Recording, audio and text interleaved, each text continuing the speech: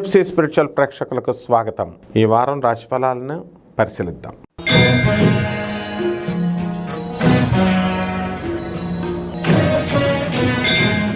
మేషరాశి.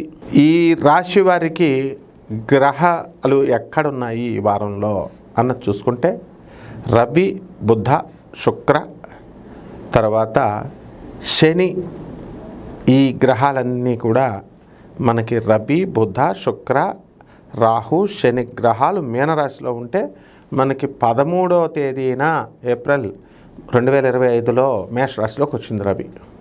తర్వాత కుజుడు కర్కాటక రాశిలో ఉన్నాడు, గురుడు వృషభ రాశిలో ఉన్నాడు, కేతువేమో కన్యా రాశిలో ఉన్నాడు. కాబట్టి మేషరాశి వారందరికీ కూడా గత వారంతో పోల్చుకుంటే ఆదాయాల్లో పెద్ద మార్పు ఏమి ఉండదు. తర్వాత మంచిగా ఉంటుంది.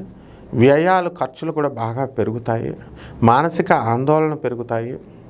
ఆలోచన ప్రవృత్తిలో మీకు ఎలా ఉంటుందంటే అవతల వాళ్ళు మనం ఏమనందే మనల్ని అంటున్నారే అని మదన పడిపోయేటటువంటి స్వభావం ఎక్కువగా ఉంటుంది. దాని నుంచి మీరు బయటపడడానికి అనేక ప్రయత్నాలు చేస్తూ ఉంటారు.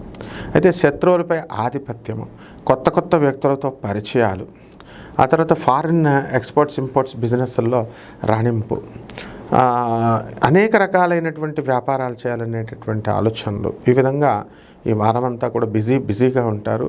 అండ్ మోకాళ్ళ నొప్పులు, అరికాళ్ళ మంటలు, ఇలాంటి వ్యాధులతో మేషరాశి వారు హాస్పిటళ్ళ చుట్టూ తిరుగుతూ ఉంటారు. అయితే బంధు మిత్రుల కళ్యాణాల కోసం మీరు పెళ్లి చూపులకని చెప్పేసి మీ సొంత ఊర్లో దూర ప్రయాణాలు చేయడం జరుగుతుంది. అలాగే ఆ పుష్కరాలు ఈ పుష్కరాలు అంటూ నదీ స్నానాలకు కూడా ఈ జనమంతా కూడా వెళ్ళడం జరుగుతుంది. బంధువుల అందరికీ కూడా మీరు చక్కగా తలలో నాలికలై ఉంటారు. అందువలన మీరంతా కూడా ఇవి కోటాను కోట్ల మందికి మనం రాశిఫలాల్ని ఒక ప్లాట్ఫారం మీద చెప్పేటటువంటి వాళ్ళం. కాబట్టి ఈ వ్యక్తిగత జాతకాలు అనేటటువంటివి కొంచెం డిఫర్ అవుతాయన్నమాట. నాసా రిపోర్ట్స్ని బట్టి ఆధునిక సైన్స్ని మరి ప్రాచీన సైన్స్ని మనం మిళితం చేసి చెప్దాం. మన ఛానల్ని చూస్తూ ఉండండి. మోడర్నిటీ, ఏన్షియంట్ ఆస్ట్రాలజీని కలిపి చెప్పే ఏకైక ఛానల్ ఇది ఒక్కటే. కాబట్టి అలాగే ఈ యొక్క చెరువులు, తవడాలు, లేకపోతే చేపల రొయ్యల చెరువులు నడిపేవాళ్ళు, వీళ్ళ బిజినెస్లు అన్నీ బాగుంటాయి.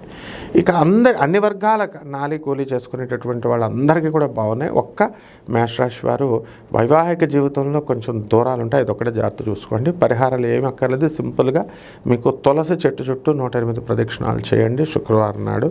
అలాగే బుధుడు అస్సలు బాగుండలేదండి. బుధ జపం చేసుకోండి, బుధ స్తోత్రాలు చదువుకోండి. బుధుడికి 1.5 కిలో పెసల్ని, తర్వాత పచ్చని వస్త్రాలని మీరు బుధవారం నాడు మనం ఏం చేయాలంటే చక్కగా పేద బ్రాహ్మణులకి 7 గంటలకు ఉదయం దానం చేసుకోండి. శుభమస్తు.